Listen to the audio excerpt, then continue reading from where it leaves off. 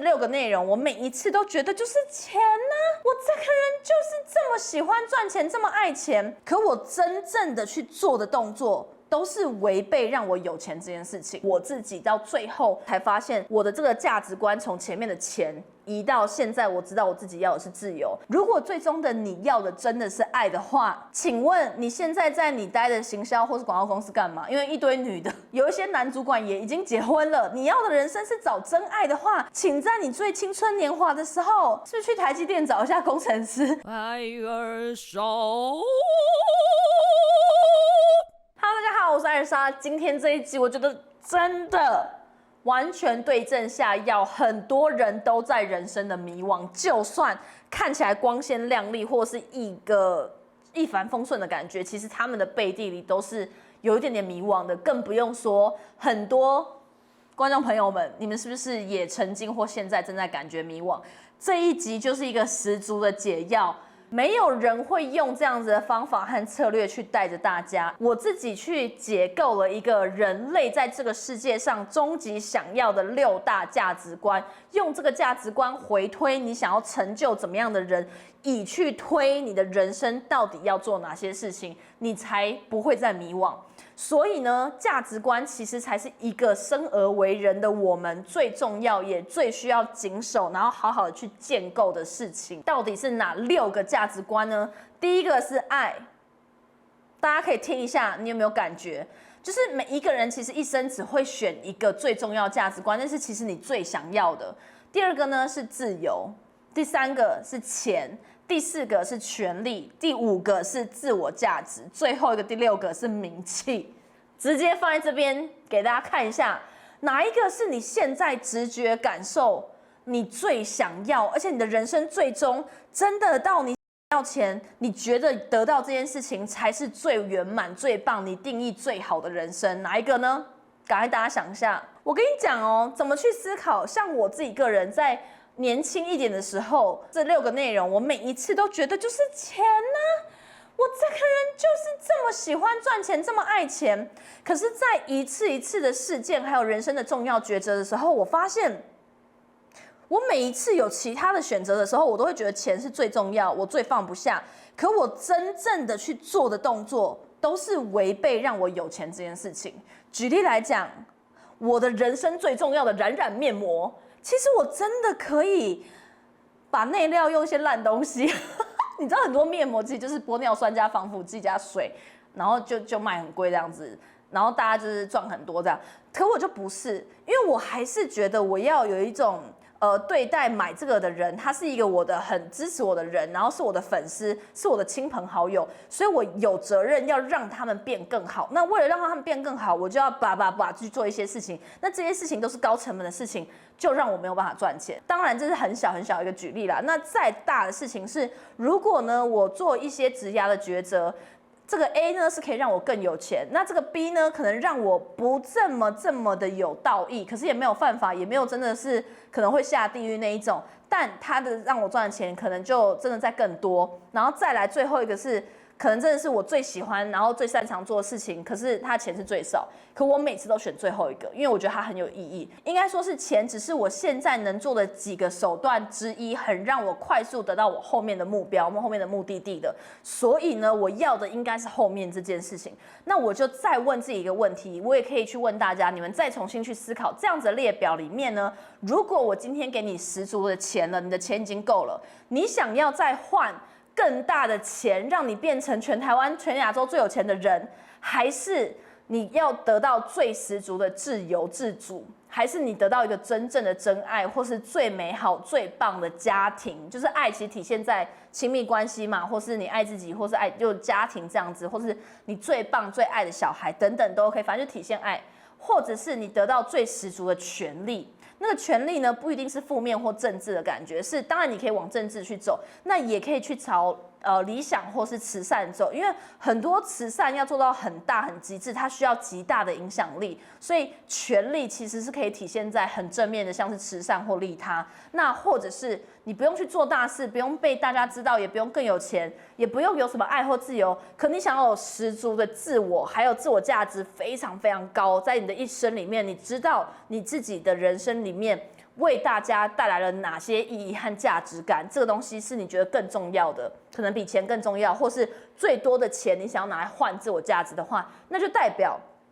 这个后者才是你真的想要追求的。那更不用讲后面的名气，名气可能是你现在已经很有钱了，但是如果你今天把这一大堆的钱，或是少掉一半的钱，可以让你得到一个名气，然后这个名气是可以传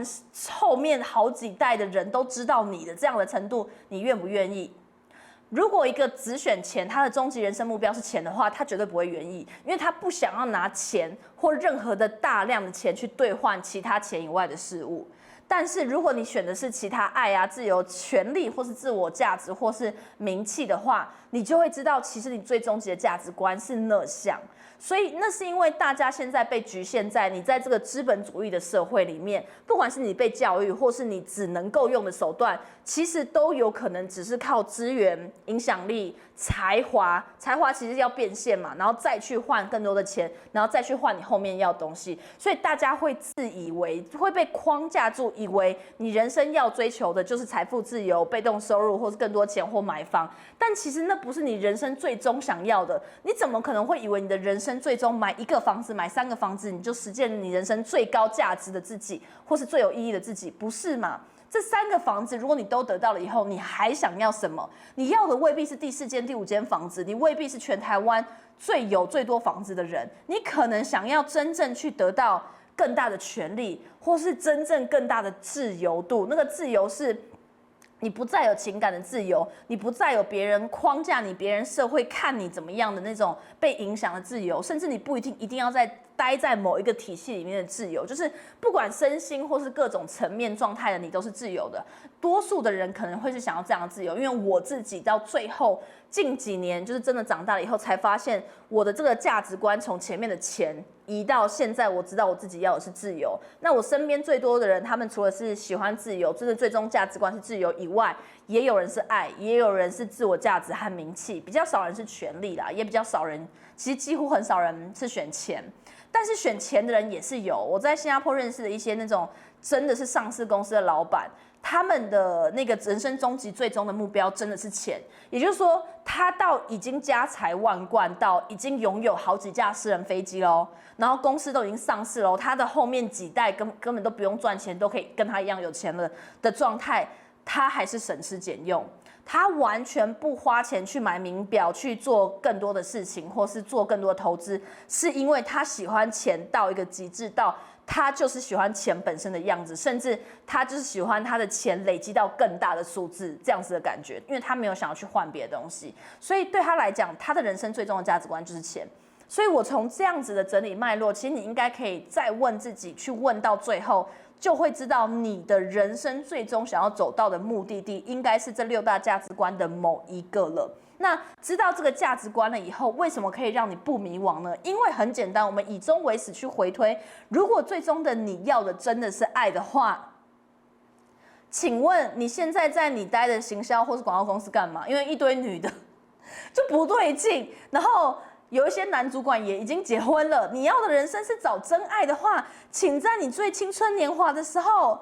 是不是去台积电找一下工程师，或是去哪里？就是你要开始为你最终要做的那件事情做准备，你就会突然豁然开朗。你人生怎么一直有在升官升迁，也有彰显才华，怎么还是少了什么？有点空虚，不快乐。因为对你来讲，最重要的是爱情的爱，是找到一个真爱这件事情。那你就去旅游，去当三毛，去看是什么，不管，反正你走的路就是要跳脱，不要只以为社会都在做这些事情，你就要跟着做这些事情。可是它是远离你价值观，真正相信还有想要的事，它就会让你迷惘。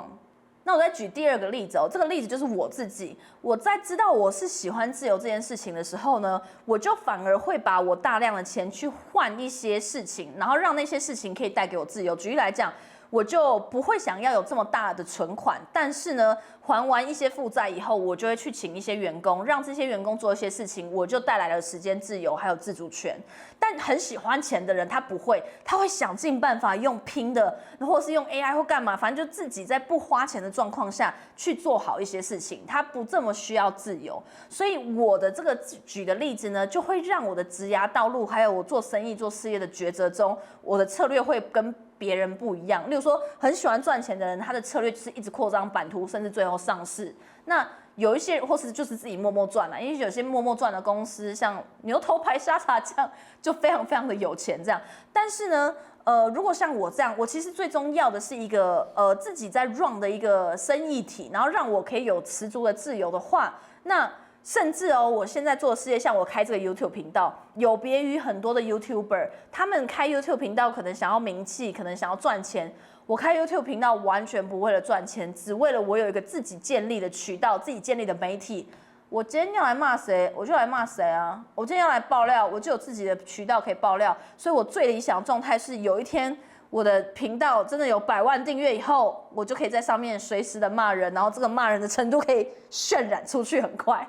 是不是很烂、很没理想？但我的意思是说，我要的这件事情，其实它就是很小，可是你就可以看出每一个人在做同一件事情，可他最终要的其实不一样。然后呢，不快乐的人就是因为他会跟着大家去做这些事情，可他却不知道他在这件事情上想要是什么。所以一样，如果你也来做 YouTube 频道，可是你以为你想要赚钱，可是你却不是真的想要赚钱，或是其实你真正的想要是去实践一些理念，可你一直在做赚钱的事情，然后去业配，让你自己感到很不快乐，你就会觉得，怎么卡卡的？我经营这频道什么初衷是想要分享什么好事，可怎么变得我必须要接这么多业配，然后都不是我喜欢的，虽然很有钱，但更不快乐了。所以这就是你需要知道你做这件事情真正的目的地的各种好处和原因。那拉回来去想，我们去找到我们最终的6大价值观了以后呢，你就可以开始回来去一一的回推你现在可以做哪些事情。刚刚举了这个找真爱的故事，我也举了我找自由的故事。那你也可以去想想看，如果你选的是其他的内容的话，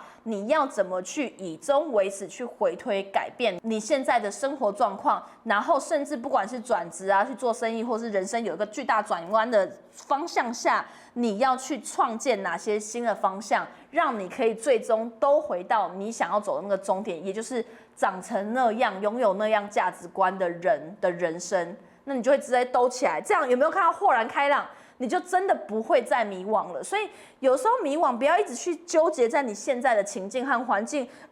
我的迷惘就是因为这个工作我不喜欢，我要去选 B 工作，选 C 工作。可是你在思考这件事情的时候，你的维度太低了，你的格局太小，你没有放大到你整个人生，到甚至最后终点价值观去看，你其实大方向上是要走向那边，可你现在的方向在这边，然后纠结的事情是这么小，不管你选 A、B、C、D、E、F、G 都错，因为都是把你带向这个不对的方向啊，你的方向在那里，小姐，所以从头来过，重新打破，重新去思考。你就会真正本质上、根本上解决你的人生迷惘状态。这集真的是我的辛酸血泪史，而且真的没有那么聪明的 YouTuber， 这样跟大家分享。大家听完艾尔莎以后，真的就不会再迷惘，好不好？所以请大家一定要持续订阅艾尔莎，让你的人生不再迷惘。悄悄。